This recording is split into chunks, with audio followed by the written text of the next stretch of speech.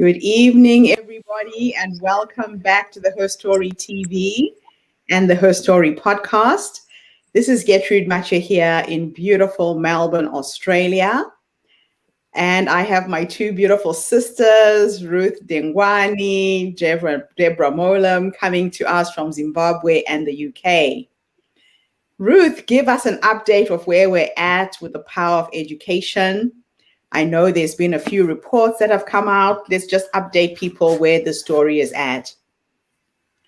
Thank you, Gertrude. Good morning, everyone, and welcome to our 8th episode of the Power of Education show on Her Story TV.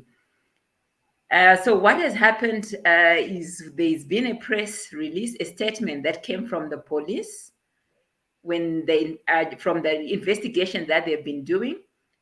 So they went into the community, they went to the family and did the investigations.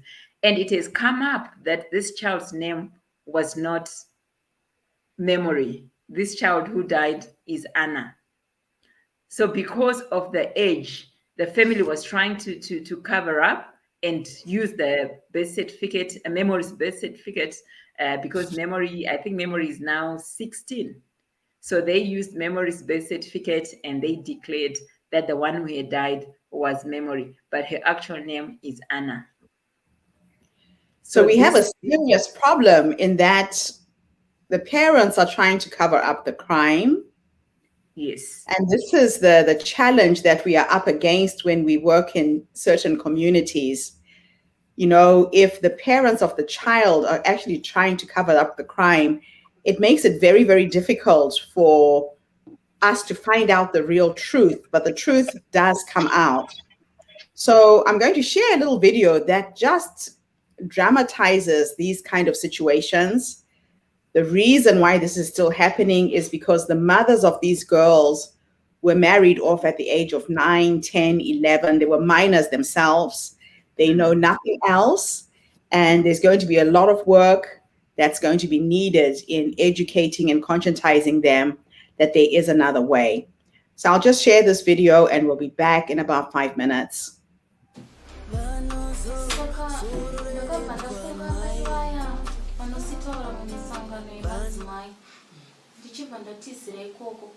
Vaka22 wagona wakasikidza kuuya usati wakanganiswa manje itinoripoto saka tiri pakati pekuenda ndopatakaona moto yemapurisa tichibva tamhanyira pakati pemugwagwa tichibva tatanga kuimisa ndopa yakabva yamira. Saka imi makabva watotorwa nemoto yemapurisa iyo? Ndo yakabva yatitora vachibva vandibvunza zvese zvanga zvaitika ndikavaudza ivo vachinyora pasi mazimadzibaba ofisi kuno kupolice indonzi constable kubati ndimi ameye mwana amai vatatakamira kwaini mwana wavo amai saka tingachienda zviri kumba kwenyu tinoona mume wenai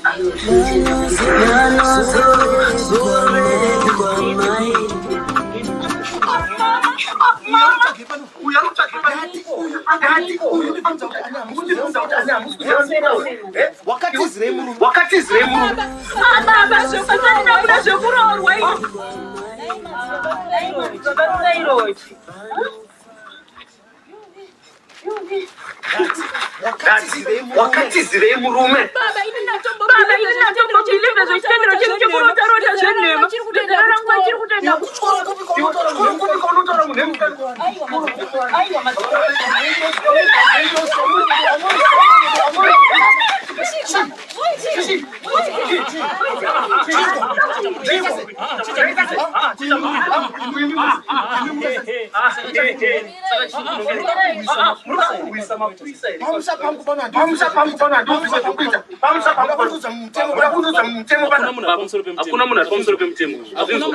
hakuna munhu ari pamusoro pemutemo kana huku kana mui kana bishop kana mufundisi kana hakuna ari pamusoro pemutemo manje ini mutemo wandinotedza ndotedza mutemo wengirosi unoti mutemo wengirosi mutemo wengirosi unotaura kuti kana munhu achinge arotwa kuti anofanira kuenda pamurume wake kwete kodzero dzemwana munodzizivawo here baba mwana ane kodzero dzekuti awane mabasic needs kureva kuti zvona mwana ane kodzero zvose zvaangada kusanganisira ichi chikuru chavakamusisa icho rekuenda kuclinic achiwana zvose nekutamba neamwe vana vezera rake manje pano pamusha pangu saka munhu haachakwanisa kutonga pamusha pake makuyakundudzira zvekuita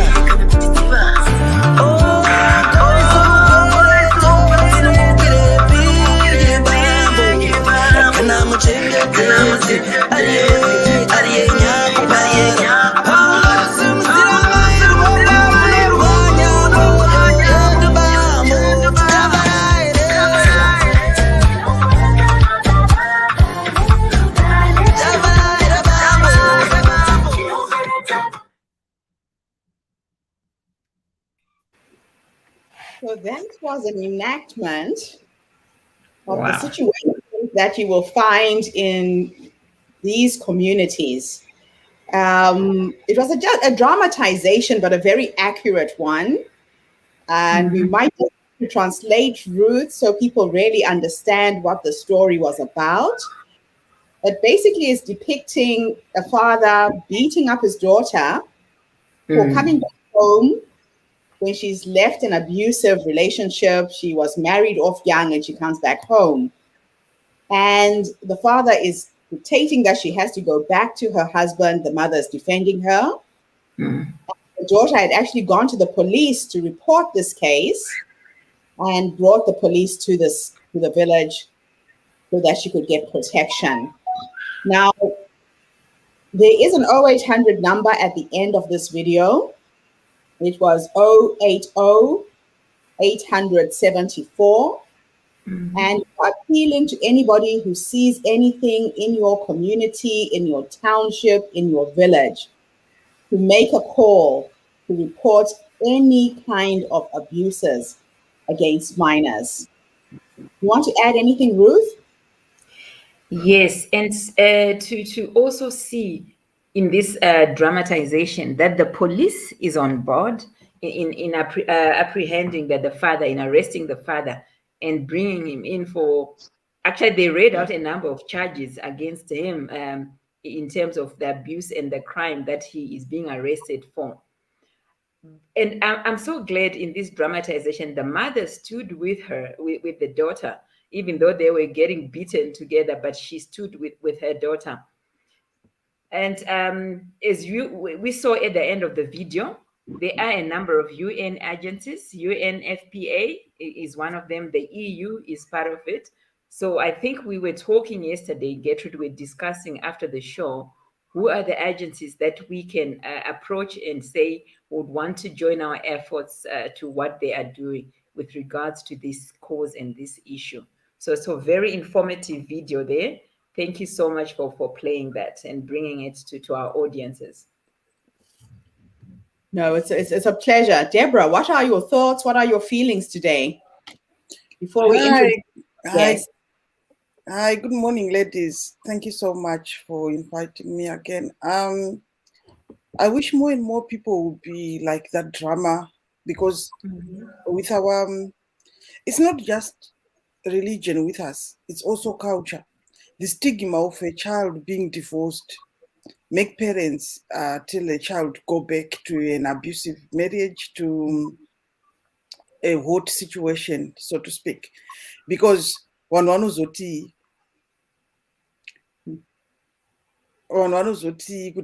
child has been divorced, so and so's children are still married, and you come back here, go back and be strong. And all these women especially, we say go and pray, the Lord will intervene. When I left my first situation, I then left without telling anyone, because the whole family was against it. You know, you see old ladies saying, look at me, I'm old, I've been here all my life, and do you think it has been easy? He beat me up, but I just keep quiet. You have to be humble. You have to keep quiet. That's what women do. And you have to persevere and endure, which is all very well, but you know your situation. No matter how young you are, abuse is just abuse. And we tell these kids to go back and pray until sometimes it ends in a fatal situation. You end up with them killing each other, one dead, and then you get a situation where, like that bishop said yesterday, it's not just children being abused, it's women. Yeah. Okay. Most mothers can't say anything because the father will also be beating her up, so she can't really support her child. And it's a culture, it's religion, it's all this Bible rubbish that we spit out. Oh, it's all right. The Bible said a woman has to stick it out. So I think we need more and more of these speaking out dramas, and we really need more than a drama. We need the police on board, the laws to say it's illegal to abuse anyone. And us women, us people, fathers, anyone to say no, even if it's a neighbor, no to abuse. Thank you, Deborah. That's Thank you so much. Yeah. So, Ruth, I'm going to drop out of the call for a minute. I'm struggling to get on Zoom. If you guys continue, I will join you as soon as I've got the Zoom connection going, in case we've got some people on Zoom. That's all right, Gertrude. Thank you so much. We are also joined by Kathleen. Kathleen, are you here with us, or are you available to comment, to jump in on the discussion?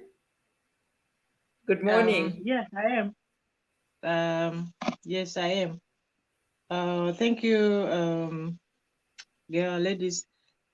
Yes, the one thing that we actually advocate more is the law should be in place before we can do anything meaningful, or before the country, like our Zimbabwe, before anything is done with a meaningful resolution out of this discussion.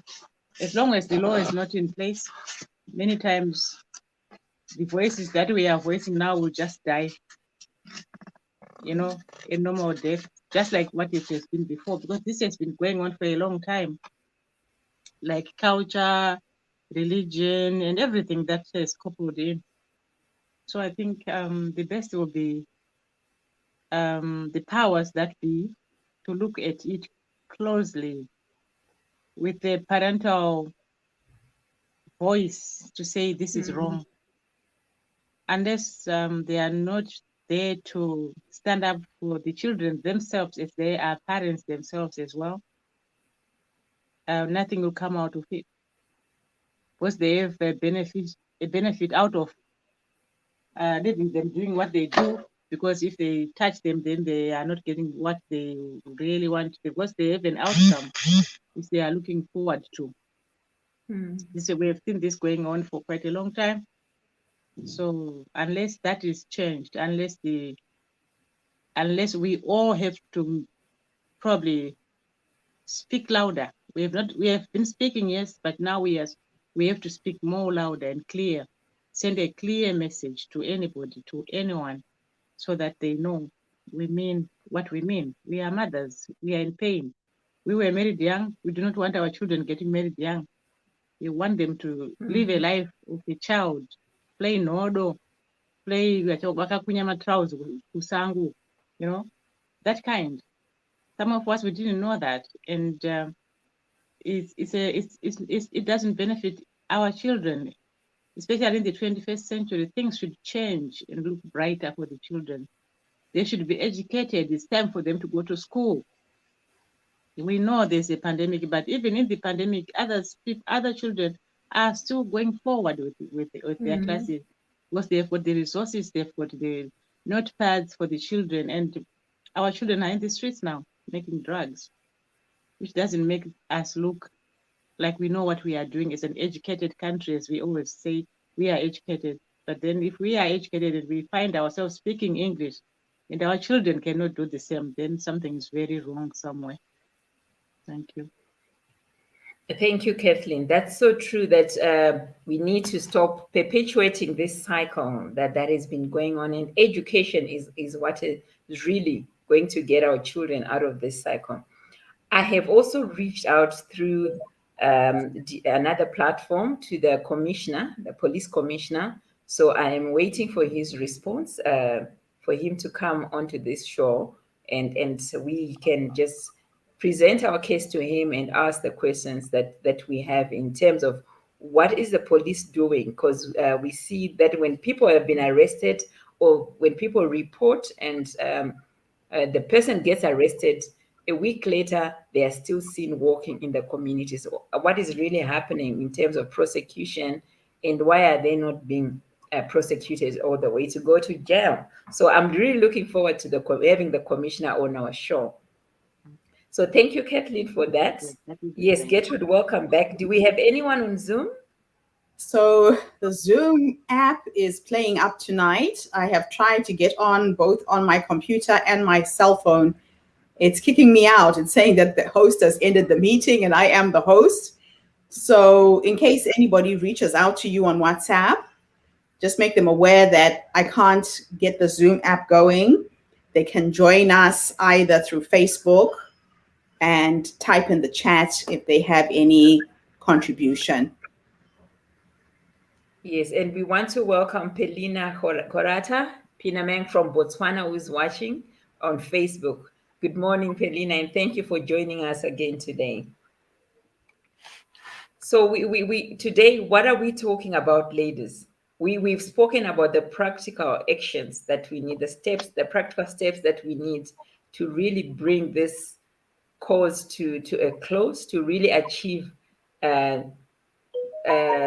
goals and milestones that are seen to have changed a girl child's demise or future when it comes to this crisis. What are we talking about, Deborah? What do you have in mind for us today? I think if Deborah could cover what people should put in the letter, that would be a good starting point. I did. I was waiting to talk to Ruth yesterday. She said she would reach out. I wrote it all down. I'll send it via email. So you can just reiterate and just give us a few pointers here. What we need to put in the letter is your knowledge of this going on since you were yay high. First, the history of this in your own words, how you know about it, and maybe one example of it happening when you were young that people ignored, or you were young, you couldn't do much, but you saw it happen. Secondly, this child, and I don't know whether to call a memory anymore because there's now a bit of confusion.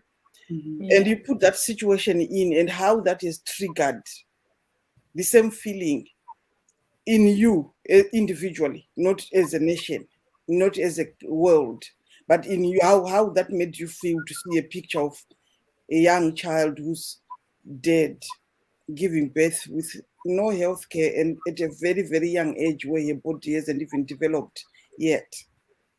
How that made you feel as a person, as a mother. And then we need to list what we need to see happen. We have to ask for things, and you need to list it. Number one, please help us protect our children. Number two, please put in laws so that perpetrators can be caught and brought to justice. Number three, please put in education system that can help these kids be occupied and be educated and be empowered so that they can create a better life for themselves. Because at the moment, most children, even boys, they are not seeing a lot of anything in the future. So they end up doing drugs. A lot of our boys right now are doing drugs. A lot of our children, not just boys, they are being lured into drugs because there's no jobs, there's nothing to do, and even if they go to the school, they get their degree and then there's no jobs. There's nothing for them. There's nothing to look for in the future. They end up having sex, they end up doing drugs, and children are dying every day on our streets. So we need to list all that to say, look, this is what's happening because there is no ABCD in place for our children. Long time ago, children used to go to school and you would say, I want to be a nurse. And you will be a nurse and you will be employed in a nice hospital. Now you go to the hospital, you see the hospital is falling apart and you think, the only chances we are getting is going outside the world, the country, or end up selling vegetables or whatever. Of course, there are still jobs, but there are too few to house everybody. So you need to list what you want to see happen, what you are asking for. Bullet, number one, I want this. Number two, I want number two, number three, number four, number five. Whatever number you come up to, say what you feel, not what you think the country needs. What you feel individually. What you think as a mom you would have wanted if this memory was your child. Whether people are being forced, whether people need deprogramming, we need to talk about those points. Because sometimes it takes someone from the outside to come in and say, look, ladies, look, people, the way you're looking at it here is wrong. We all have to learn at some point. Because you heard on that play, that reenacting you just put on, the pastor, the church reverend, whatever, is saying, you can't say anything to me. This is my family. I'm the leader. We have to come from a point where even the leader, anonzi apa makankanisa mkuru. And how do we make them listen to, you are making a mistake? If they say, well, I'm a leader, nobody can tell me that. These are the points we need to put across to say, okay, you are a leader, but you're also a father, and you're also a human being. You have got a heart inside of you. What's your heart saying when you see this child? Or how do you feel? What if this was your child who's died? How would you feel? Because right now you're pushing your child in the same direction. What if your child also dies in childbirth? How would you feel? Won't you feel guilty for not protecting that child? So we need, and then in the conclusion, we need to thank you very much, because we know you take action. So we are thanking you right now in advance, because we know you are going to listen to us. And we are leaving this on your table. We are coming back to talk about it. We are not leaving and going. We need to see something going on here. Please let us know. We are over here waiting, but we are going to follow up. I think that's very, very wise advice. Thank you for that. I love the fact that you are asking and appealing to everyone to personalize this. Empathy comes when you can feel the pain of another parent who has observed this happening to their child. So if we have empathy in our hearts, I think we can bring about some big change. So when you're speaking from the space of being a parent, a sister, a mother, an aunt, that is where the power of our voices will come in. So thank you for that, Deborah. Ruth, do you have anything to add? I think Deborah covered most of the things, and also she advised at the end that the tone of the letter definitely important. That we are not what we've been discussing as wise women. We are not being confrontational. We are not being aggressive. We're coming in and humbling ourselves and saying, really, we're looking at the end goal. We need the situation changed. We need the girl child back in school, and this custom somehow changed, and seeing that girls can also have a future and make their own decisions into adulthood instead of being forced into early marriages. So thank you, Deborah, that's such a wise outline. I will wait for the email. I think you please send me the email. Then I'm going to share the outline on our different platforms, and as well as in the other groups that you are in, where women can come together and also put in their voices, join their voices to ours, and just send in letters that we will take to the authorities. Awesome. Thank you, Ruth. That is fantastic. So I think we have quite a few tangible, next steps in terms of where we want to go with this. I think we've identified quite a few organizations that we can partner with, collaborate with to get things done on the ground. There is the Gender and Media Connection, another non-governmental organization. Ruth, do you want to talk a little bit about that? They put out another video that we saw addressing these issues too. Yes, so they are also behind this issue. They're talking about, obviously, women, GBV, or abuse towards women and children, or the girl child specifically. So they are another agency that we also would want to be part of and join our efforts too. Really believe, like you said yesterday, Gertrude, and always spoken is her story, that collaborations and the power of numbers. I bring 10, you bring 10, my 10 bring their own 10s, and that's building a movement and a force that is reckoned with. So we are also going to get in touch with them. I have reached out to somebody I know who's associated with this agency as well, and we'll see if we can also get them to be part of our guests and also air and talk about what they are doing in their own space in terms of initiatives, and seeing that this practice comes to an end. So it's very exciting that we may have small activities going on in different and separate areas, but it's all towards the same goal. We've got Dr. Trent with the education drive of sending the girl child through high school and then to university.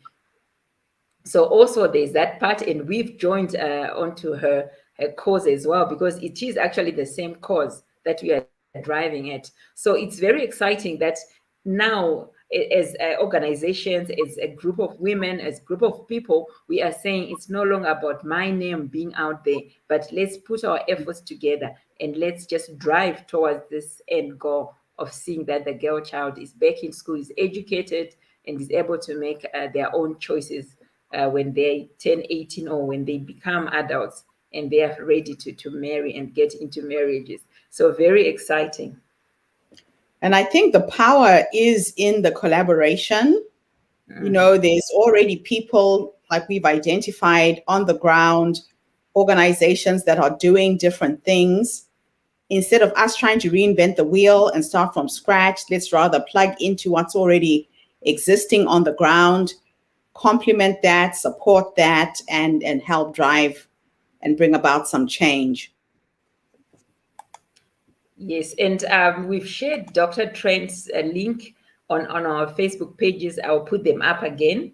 for people to make donations to add to their voices as well. I know that there's a number of ladies from our Facebook page, Her Story. I know Marilis, and I think 5 others have made wanted that connection with Dr. Trent. I don't know whether we have her email address, Gertrude. I know you're in communication with her, that we could also share for people to just reach out and support that what she's doing with the varsity, the university education for girls. Yeah, I'll definitely ask for her permission to share her email address. We do have a link to the website where people can just go online and contribute. And the last time I looked, she has now raised in less than a week, I think it's now $64,000, and she's aiming for 100,000. So it's quite exciting to see that campaign going out. Yeah, they are on 64,650 right now. So please continue wherever you are, whoever you are, give whatever you can. It can be $10, it can be $100, it can be $1,000. Whatever you can contribute goes a long way towards the Dr. Tererai Trent's Baton campaign. Awesome. So, thank you all. You shared the link. Yes, no, that's good. What else do we want to discuss tonight, ladies? What other pivotal issues are there that have been left? I think, can I jump in? Yeah, you can jump in. Okay. I was thinking, I think we spoke about this earlier on when we started the program of getting notepads for children so that they can learn online. I know in Zimbabwe there's a lot of the data, I think, which is quite expensive for them to be connected to their notepad and start studying from home. I don't know with Ruth, I think you know what, because you're on the ground, you know what is going on. But I was thinking if children we could actually get like old notepads where they can connect. Maybe the children could be learning from there. I'm not sure because I don't know what is on the ground, but I know my granddaughter, she's about 12 now. They are facing the challenges. So that means even the teachers are not able to help them, but to find external tutors to help the children. So I don't know how we can help with children, especially for those young ones who are now sniffing drugs on the street. How do we get them back to school? I know that with the children in town, yes, we can use that. The pads and all the electrical gadgets. But what happens to the rural child? What can we do for the rural child? Because I know right now the children in town are already doing online schooling. They're doing online lessons, extra lessons. They're having classes online. So yes, the old iPads, secondhand iPads or tablets, whatever you have, laptops, computers are very welcome, where we can find different communities and donate those to the children that don't have, or whose parents don't have access to internet and all that. So that's also a very powerful suggestion. Thank you, Kathleen, for that.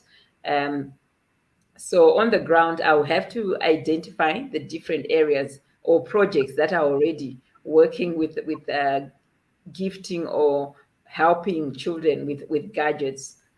But I know that in the rural areas, it's an issue of power, connectivity as well. And currently, rightly, like you say, that data is too expensive in Zimbabwe. So I know some of the parents, even here in the towns and cities, are complaining about the cost of data for having online lessons. And children have been on the streets doing drugs, as you are saying.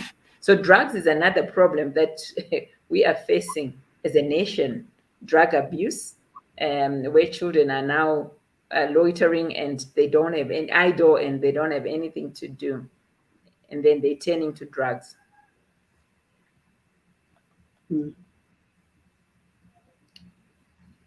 So the drug issue is quite a problem. You know, when they say idle minds are the devil's playground, you know, if kids are in school, these kind of distractions are not likely to entice them and capture them in any way. So when I was in Kenya the last time for International Women's Day, we found that a lot of the kids were getting addicted to drugs like heroin, really harsh narcotics, and they end up stealing to try and pay for the addiction. I know that in Zimbabwe, alcohol is being abused. There are layers and layers and layers to this problem, but it's how do we find sustainable solutions?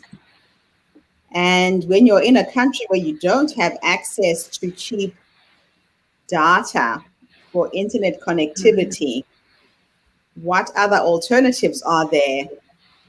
Perhaps people can raise money and send secondhand books. You know, especially in the rural areas, there's no way anybody's going to be able to learn online. But if the children have access to books, that is one way around it.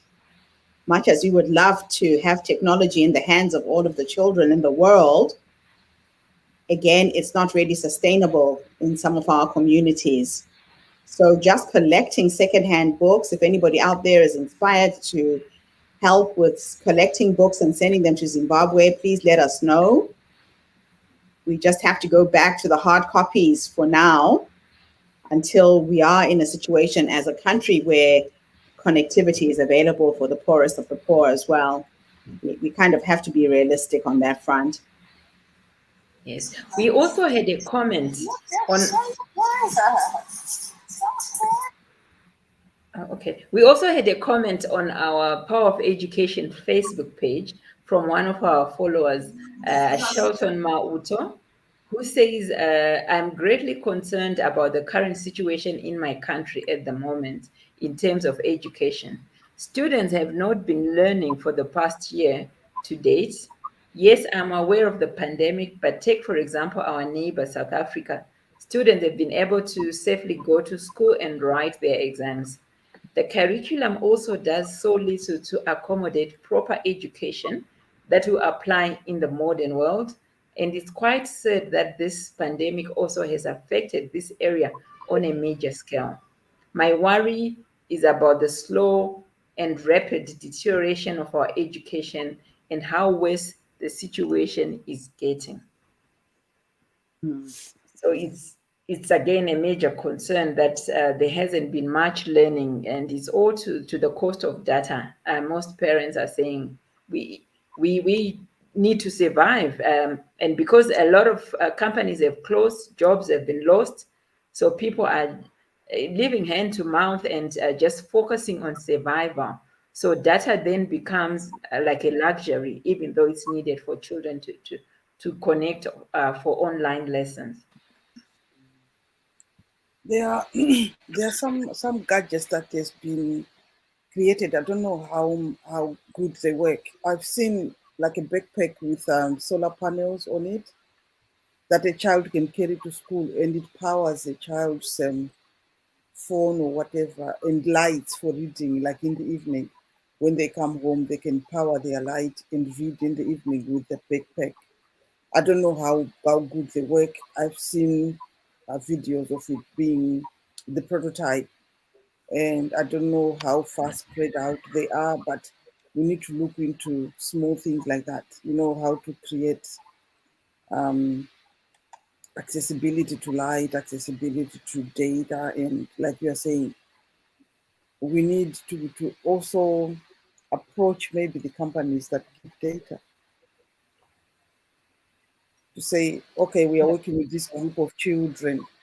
How can you help us? Because sometimes what they do is they can sell you a whole bundle at a price. Because if this goes on, I see like a charity coming off it that then can say, okay, we as a charity, or already the trend, Dr. Trent is quoted, we can approach as that and say, we as a charity, we want to create this situation where our kids can learn online. Can you help us with data? Because most of these big companies, they can donate or give us at a better price, or because they can write it off in their taxes. Like if you don't ask, you don't get. You can Yes.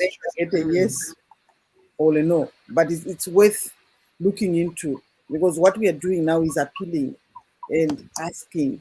And if it means begging, like Gertrude said the other day, if it means saving a child, I'm ready to go on my knees and beg. If it means a child is going to be saved, we have to do what we are mothers. Yeah, so we need to find out who the major players in the internet world are. Yeah. Who are the providers? Again, it's another appeal, right? Yes. Yes, it We is. could get a chunk of data donated monthly, whatever that is going to be. So we have to put it out there. So again, Ruth, I'm sorry to dump this on you. If you could let us know who the major players are, and then, find the ways that we can reach out to them and see if we can start something that gives access to children the connectivity that they need so they can keep learning. What is Yes. really sad is that, like in South Africa, it's a completely different world. Most kids have got access to laptops. In Zimbabwe, that's not the case. And now with all of the lockdowns and the restrictions on who you can spend the day with, kids can't even share, even if there was one computer in a community. I don't think it's possible for you to be able to go to someone else's house and learn there. Am I correct, Ruth? Yes, with the lockdown rules and regulations, it's very closely monitored. And because remember when we spoke initially and we were saying, imagine if I were to just say, let 15 children come to my house and I teach them. I'm not a school, I'm not a teacher, but look, I can teach. I can get children to understand and to start writing and reading.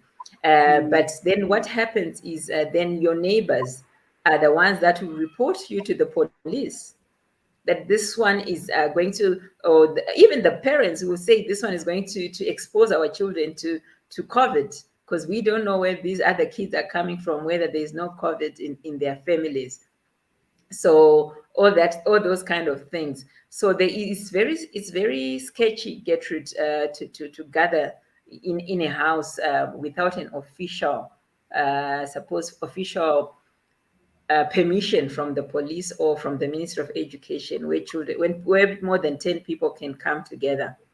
So again, that's a restriction that we are facing in trying to find alternatives to learning in So groups. I suppose that could be a good question for the Minister of Education when we do get him on the show.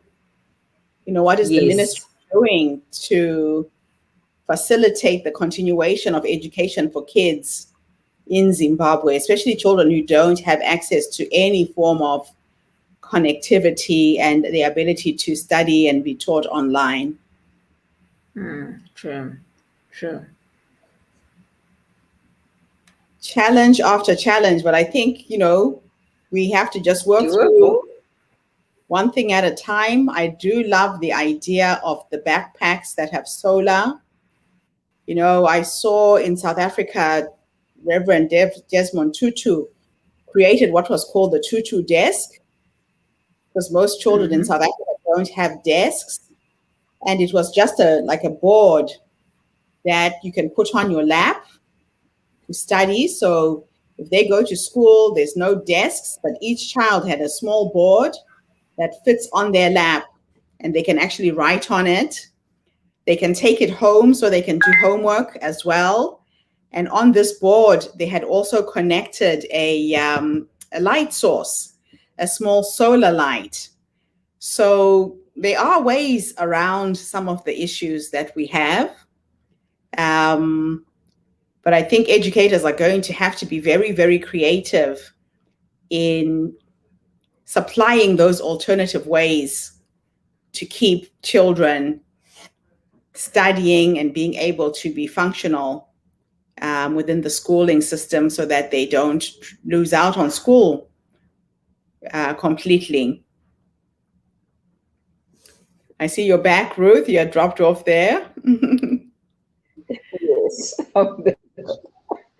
Trying to do the technical things behind the behind the scenes. My obviously, it looks like our power goes out every day with no fail at 10:30. So I'm now onto another device. I'm now onto my phone. Gertrude, do you also remember? Is that what you were talking about? The little desks that we looked at when we were in South Africa, when we were working with South Africa and Mazivisa as well. We're looking at them for Mazivisa. Yeah, those tutu desks were amazing. Very, very simple. Just a board that the kids can take home, bring them to school every day. They were light. They weren't very heavy. Actually, a company here in New Zealand that was making them out of reused, recycled material. So I think we need to kind of find these alternative ways to help education to continue despite the fact that people don't have connectivity. We've got to be creative in finding the solutions to keep kids learning, even if they don't have access to the internet. And it might be a matter of back to radio technology, Ruth. Starting, a radio station of some sort. There's got to be a way. The thing is, if we talk to these people in the rural areas, they will tell you their own ideas. They've got ways they are going around these things. So sometimes they've got the ideas, but they need help to implement those ideas. So if we reach out to these people who are in those situations already, you will find they've got their own solutions. They just can't implement because they don't have the means or the ways to do it. Yeah, you're very right. I was watching a TED talk. It's called The Boy Who Harnessed the Wind or something. A young boy who created a windmill in his community. In Malawi. In Malawi, yes, using wind. And he's ended up charging people's cell phones within that village. He started a water project. The windmills actually run a pump. And he got water to start watering the gardens. So you're right, the technology is probably even already out there that we're not aware of. I have seen people charging batteries using old bicycles, just the turning of the wheels on a bicycle. And Ruth, you remember we found the play pumps in South Africa to pump the water into a tank where children are playing on a merry-go-round, and the energy is being used to run the water pump on a borehole. So I think this is a time for our engineers, people who are creative, to really step up their game and find alternative ways that we can help our communities. Everybody now has access to WhatsApp. It could be, Ruth, that you are doing your teaching on WhatsApp instead. Every family has got a cell phone. It would be relatively cheap to get some WhatsApp data on their phones, and the children can come around a phone, have it on speaker, and get a lesson. So we're going to have to be really, really creative in finding these solutions. And I was thinking maybe when we again, maybe I'll reach out to the Minister of Education again and maybe request for provincial directors' details, those that can then give us access to the headmasters in the rural areas, and just to find out, start obviously with specific areas and find out what challenges, how can we assist. Like we are saying that we have to come in as facilitators, and Deborah could be right that they may already have solutions and they just need help on actually the implementation of that. For Ruth. These are the challenges we're talking about in Zimbabwe, you know? The reception is not good. The reception is not good. You're dropping in and out of a call. So other alternatives, Deborah, could be pre-recorded lessons. Yes. You know, audio files that can be shared, grade 1, grade 2, grade 3.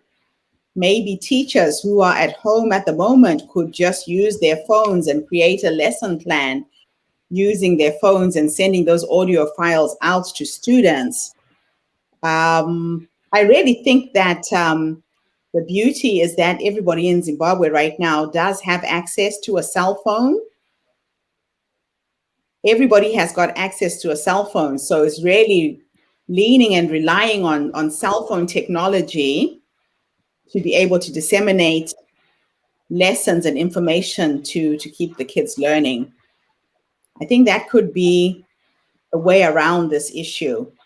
When I started Business Ladies, I didn't think many women would join it because I thought with reception, with data issues, with electricity issues, but these ladies find a way. Yes. In the end, we had over 20,000 women. People in the village will say, I've got a place where if I go up a hill a little bit, I get reception. Yes. And they'll go there at the time when we need to do the call, and they'll say, I've set my data just for this. And they'll be sitting there just listening in and just pitching in a bit, and that's all they need. And if you send them something to read, they'll save data just to read that. Because it's very important. I have to hear this. So you find people, if it's very important, people like Africans, we find a way. Yeah. We always adapt and we always survive somehow. And we know that most parents know the value of education. They will sacrifice and do anything it takes for their kids to get access to learning. I think we can just go back to that as a strength. I love that. In the end, we have to grow this even bigger so that we provide each community with a school, each community with facilities, each community. We have facilities everywhere, one community after the other. Where we are needed, we go. Sort of situation. And almost even pairing up our educators on the ground in Zimbabwe with educators overseas. You know, like the project that we started to collate these stories to raise funds for school in Uganda. Imagine if we got a bunch of teachers in the UK, in New Zealand, in Australia to come on board, and they could sponsor one teacher who's on the ground. We started doing something very similar in Mazivisa Primary. You remember Ruth? Yes. When who was an early childhood teacher, decided that she was going to fundraise for our preschool. So one woman took over our little preschool. She raised the money for tables, for chairs. She started training our teachers in the preschool as well. So there are people out there who would jump on board to help. And especially when they find out that it doesn't cost a lot of money. You know, Ruth, what are we talking about the price of data? How much would one need, let's say, for instance, for a 1 hour lesson? I think for 1 hour lesson, we're looking at between $3 and $5.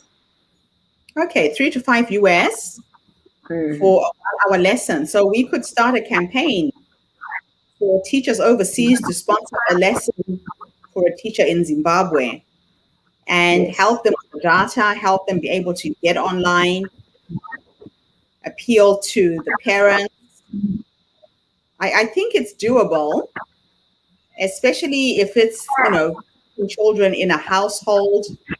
It could be 2 or 3 kids who are around the same age who get access to learning this way. We're going to have to be very, very creative. We have to. And I'm also thinking of a mobile library. You remember when we Yes. used to have those buses that will go around with books and park in a community for the day or for an afternoon, and then the children come in to borrow books or to have a lesson. Again, something that we'll need to discuss maybe with the authorities in terms of permission to have these small gatherings in the community. Yeah, and I think the mobile libraries are great, again, even if it's just a matter of the children getting access to reading material. Going in one by one, getting a few books, leaving, the next one comes. I think that would be a really powerful way to put books in the children's hands during these difficult times so they can learn from home.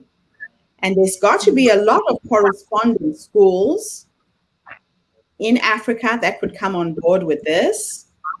I've been looking at an organization called Book Rush in South Africa. They are a group of educators and graphic designers who come together and they create children's books. And these books can be distributed for free. You can just go onto their website, download as many books as you want, different age groups. The resources are there, but it's how do we get the resources to trickle down to where this material and where this information is actually needed. Yeah. So there might be an opportunity there, Ruth, for you to start a small printing business. I know, even if it means just doing it on normal paper without worrying about the quality of paper and all that. I think at this point that would be sufficient. If people knew that there was a place where the kids could go and pick up a book that's been printed, Book Rush distributes the books for free. They actually create the books, people can download them for free. So imagine if we did something like that. If people don't have access to read the books on a phone, maybe we just print a few copies, and once you're done with the copy, you can pass it on to someone else so that it's sustainable. Yeah, definitely. I think I also share those different sites on our page, on our Facebook page, so that people can just forward that information and share it with others. But that's such a great suggestion, Gertrude. Thank you. Yeah, it's exciting. And you remember the lady who donated her book and asked us to translate it into Shona? Yes. There's more people like that who have access to content, who are happy to give away their content to be translated into other languages or for the content to be distributed for free in developing countries. So if any of you out there who are listening into the show have written a children's book, please get in touch with us. We're appealing to educators, to authors. We're looking for children's content so we can keep children in Africa reading and getting access to education during this difficult time. There's a comment from Kathleen. Mm-hmm. Says Zimbabweans, we need to be creative to ourselves, and our future generation should learn to overcome some of these issues and to overcome obstacles. It's very, very true, Kathleen. And this is a business opportunity for anyone entrepreneurial right now who might be listening to the show. COVID is presenting us with business ideas. If you can solve a problem, you can turn it into a business. So imagine how many parents would pay good money to have their kids keep on getting an education. Put your thinking caps on, be creative, and let's solve this problem internally. Businesses that can help bridge this gap.